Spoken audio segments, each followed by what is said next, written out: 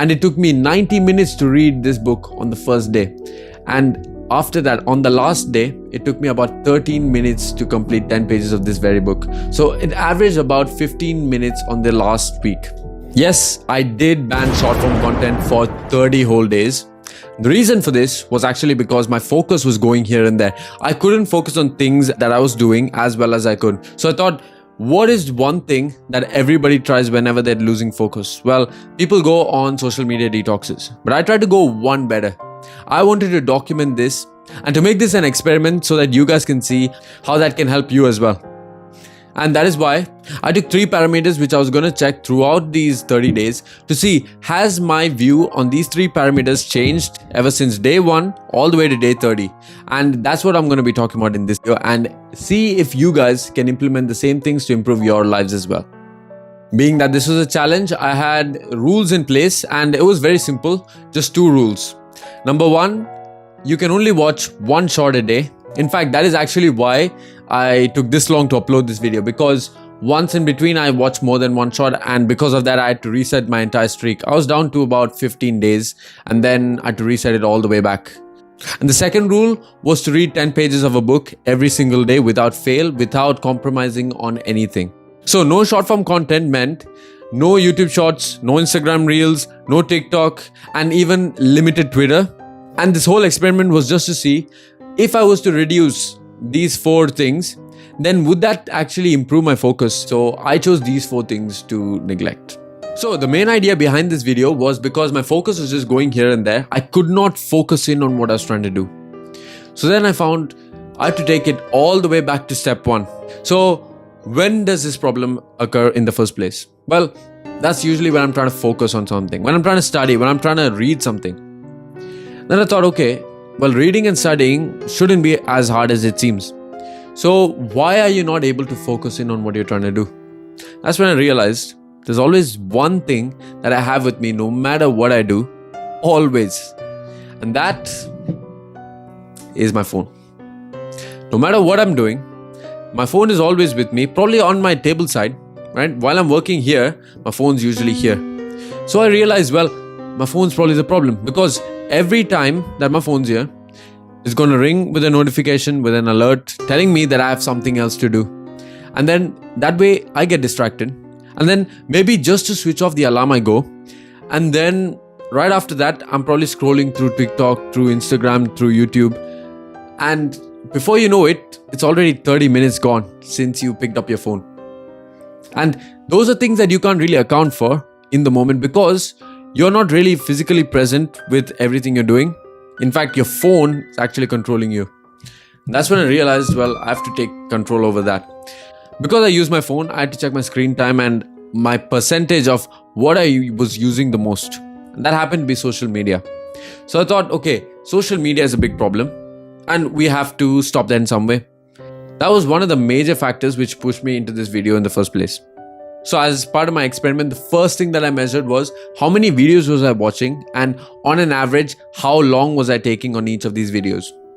And the first day I recorded this number, and I'm not lying, it came up to about 58 videos watched that day and averaging about 10 to 12 minutes each. Okay, now given that was a holiday as well, even then, that is a crazy number of videos to watch in a single day. And this is excluding shorts, by the way. And that's when I realized, well, there's actually a big problem. You need to really stop it right now. And I felt, well, people might be facing the same thing. So I might go through the experience for you guys so that I can tell you guys what I've seen throughout this experience. And the second thing that I checked was my reading time with the same book. And I used this book all throughout the challenge, the 80-20 principle, to see what difference was it going to make from the first pages all the way to the last. And it so happened that this happened to be a 330-page book. So I could do the entire challenge with this exact book. And the thing was, I'm not even lying when I say this, but I took 90 minutes, that is 1 hour and 30 minutes to read 10 pages of this very book on the first day. And see, if I open this book for you, you're going to see this book isn't too hard to read, because there are pictures here and there. And even the text isn't too blocked up. So it's not supposed to be that difficult. But for me, it took me 90 minutes to read it. And that's another factor which pushed me into this challenge. So I was thinking, how can I take 90 minutes to read just 10 pages? But I knew, okay, 90 minutes is way too much.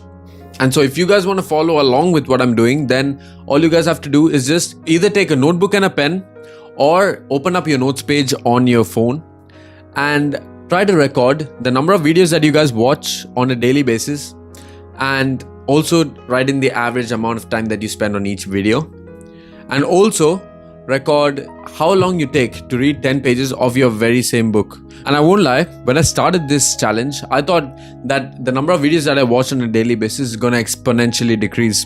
In fact, I thought after the first 5 days, I might actually see that my video count actually goes down to 0.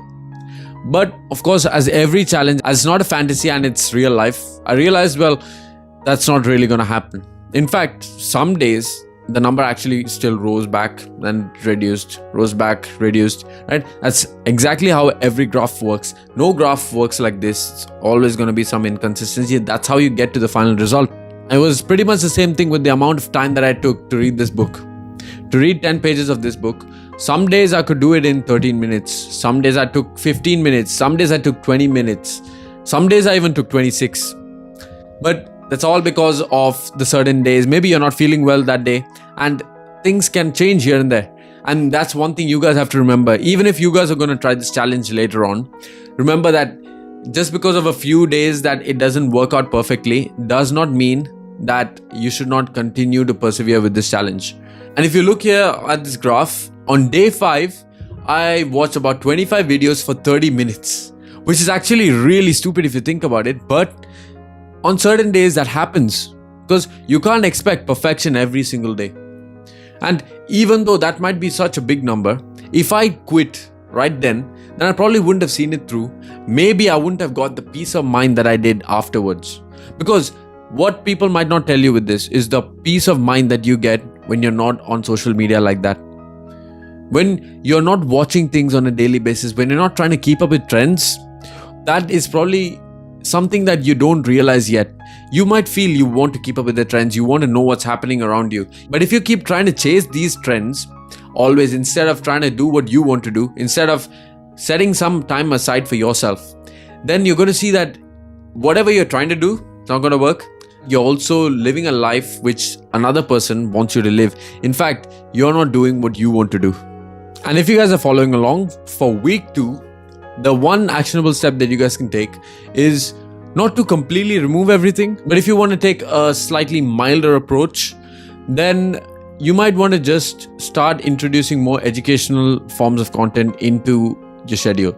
So whatever you're watching right now, I do recommend not to make it short form, because I already discussed in a previous video about why short form content might not be the best for you. So you guys can check it out somewhere around here. And you'll see, while you can learn a lot from short form content, the long form videos actually offer you more value if you are willing to actually see it through. In fact, even your concentration, your focus is going to improve much more the longer that you see longer form videos than shorter form videos. And in fact, if you're watching this video, for starters, you're actually doing a great job. In fact, you need to be watching not just these kind of videos, but even longer forms of videos to really improve your focus. Then as you enter week 3 of this challenge, that is when you have to seriously start reducing the amount of short form content that you watch. In fact, what you have to do is, whatever time you were spending on short form content in the past week, I want you to take that number, divide it in half. That's the only amount of time you're going to be watching short form content for. And the rest of the time, you have to spend doing something fun. It does not have to be one particular activity, because doing an activity that you don't like is not always the best idea. Because even though people say you have to go through the pain, sometimes doing the things that you prefer, that you still like, which have better value than what you were doing before, that is actually a good way to go as well. So you can choose your activity. It could even be socializing. As long as it offers some sort of value, try to replace short form content with those kind of activities. And then as you enter week 4, now this is the time when you have to set specific times for watching videos. So now, since you've already mastered these last 3 weeks, now you want to take that next step. And the next step to take, so you're going to set a few time slots across the day, And only in these time slots will you watch these videos. Other than that, this is the time when you're going to put your phone away somewhere else where you cannot reach it. Somewhere, maybe in a cupboard you're going to put it. Maybe you're going to lock it somewhere. Maybe you're going to put it in a different room so that by the time you walk there, by the time you get your phone back, you're like, yeah, I don't feel like it anymore. So for that reason, you're going to put it away and you're going to set these time slots. And in these time slots, only then can you watch these videos. So once you have done all this, since you've already reduced the amount of time that you're going to spend on short form content, since you've already put your phone away, then that's 2 major triggers just taken away from it. Even now, I'm not as addicted to my phone as I was before this, especially YouTube. When they have these kind of shorts in place, the algorithm is so smart that they know exactly what is going to pull you back in. In fact, since I wasn't watching shorts for 30 days, what I saw afterwards was that when I went back to shorts, everything that was being recommended to me afterwards was just totally out of my algorithm. It was not suited to me. So even when I went back, it wasn't like I was getting addicted again because YouTube forgot what I was interested in. I'm pretty sure it thought that, okay, these videos that I was recommending to him were not working. So I have to try a totally new strategy to recommend new videos to him. And that didn't work because, well, the reason that I stopped was because of this challenge. But indirectly, that challenge actually made sure that YouTube forgot what I was interested in and it started recommending me things that I would never watch. And so in that way, I got over this addiction as well. And even my video preferences changed from memes and short form content into more long form content and more enjoyable stuff still. I'm not saying it's all educational stuff, but more enjoyable long form content as opposed to more short form content. And when it comes to reading, I want to give you guys a tip for this challenge especially. If you guys are planning to try this out for yourself, do remember that the books that you read do not have to be self-help books or non-fiction. It can be any sort of book as long as you get into the habit of reading. Even then, I would say the 10 pages that I recommended worked for me, but maybe you don't want to take it that far.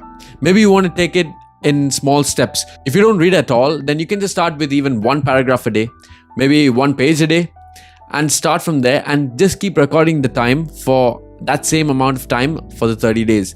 And eventually, not only are you going to see that your focus improves, but also if you never used to read before this, that is how you get into habits as well. So this is not only just to improve your focus, but this is also to get yourself into good habits. So try to find things that you want to get yourself into a habit and try to incorporate this into this challenge as well. While you're trying to improve your focus, what are things that you can do to essentially improve this focus? And once you can find activities which can help you do this, then it's going to make the process all the more fun. Here are the results from my experiment. So the first thing that I observed was a significant reduction in video consumption all the way from day 1 to day 30.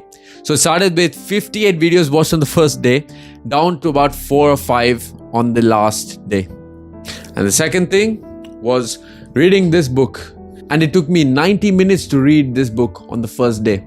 And after that, on the last day, it took me about 13 minutes to complete 10 pages of this very book. So it averaged about 15 minutes on the last week.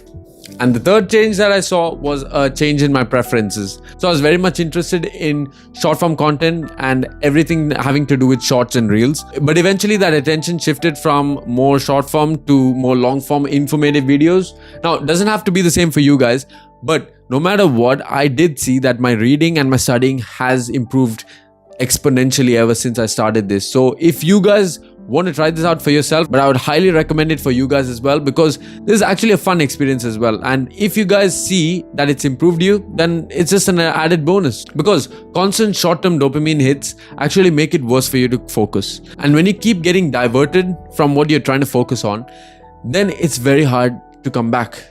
So trying to remove these triggers from your environment completely is probably the best thing that you could do. So I started with my phone primarily because I knew that is always going to drag me down. So what I have to do is just put it aside. Maybe not now, but I will use it later.